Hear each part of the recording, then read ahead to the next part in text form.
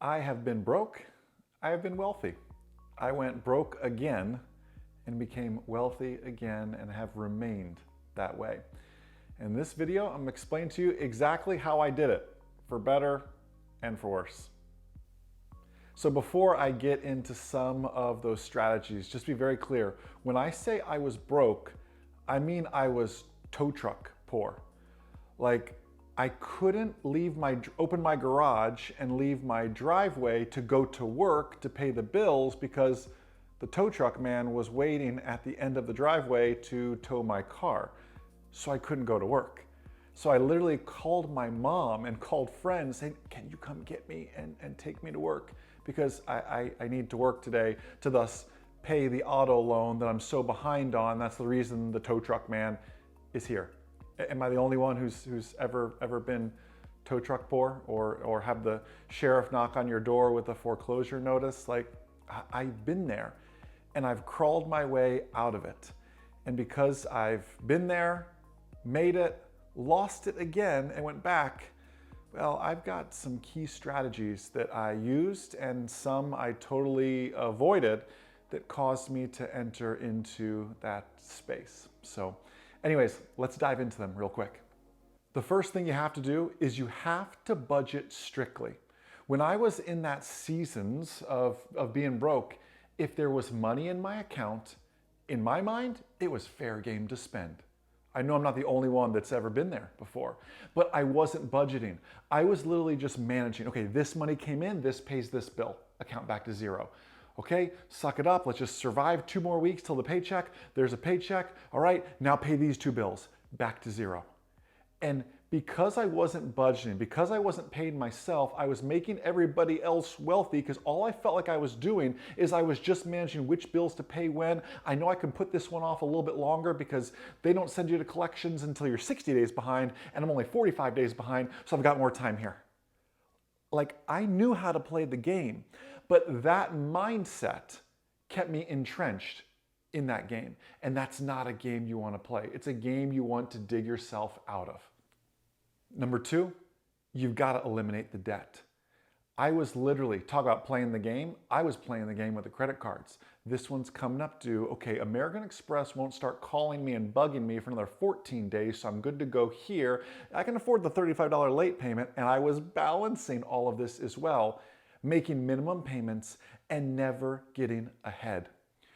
I felt so overwhelmed because I had this auto loan and this mortgage and these 3 credit cards and everything else. And I didn't want to look at my phone, if I can be honest with you, because anytime it rang, it was a debt collector and I didn't want to deal with it. But I had to face the situation.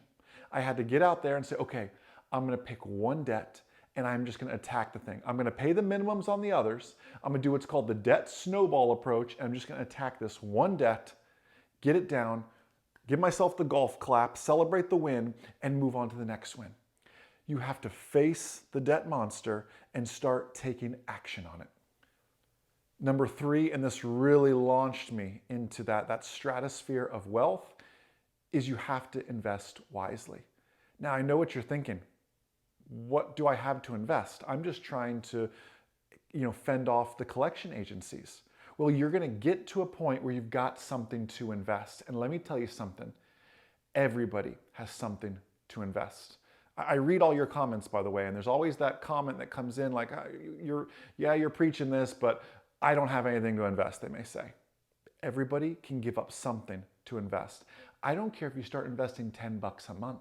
It doesn't matter. You have to start somewhere.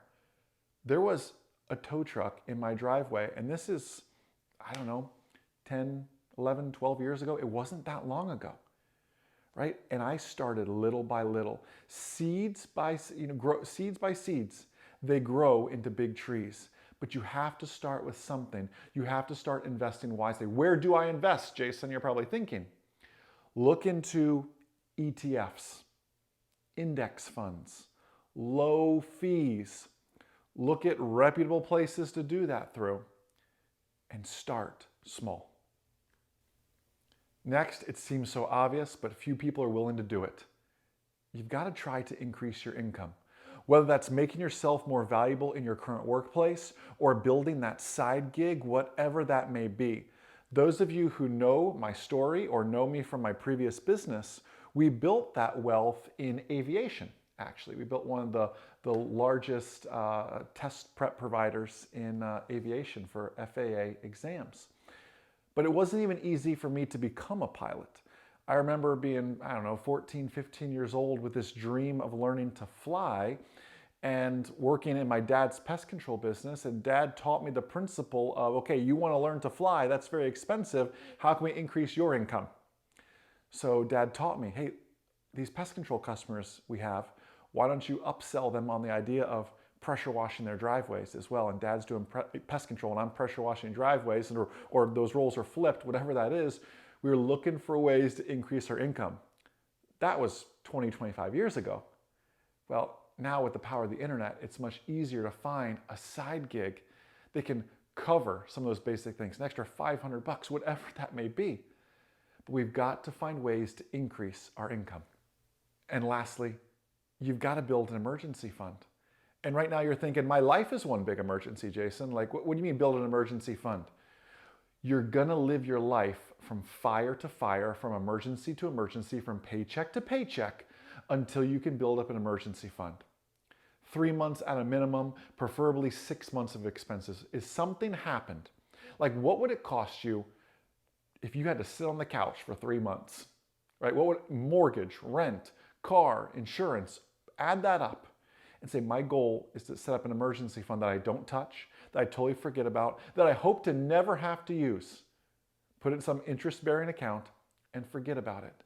And when the emergency arises, and they do, those ACs, well, they break, right? Those tires, they get flat sometimes, and it's not cheap. When that emergency arises, you're ready to handle it. You can go from broke to wealthy. I've done it twice, and I know it's not easy. I know it's hard. If I could give one last bit of advice, I want you to start thinking about yourself as being wealthy. I want your vocabulary to begin to reflect that of someone who is wealthy. Hey, I'm not there yet, but I'm heading that way. Rather than going, oh, woe is me, I'll never get there. You're right. You get what the seeds you plant, right? Words are seeds. Start planting some great seeds with the words you use. Start planting some great seeds with your finances as well. I encourage you all to just have a blessed and abundant day. And follow us right here on Moolah as we can play a small part in your big success towards financial freedom.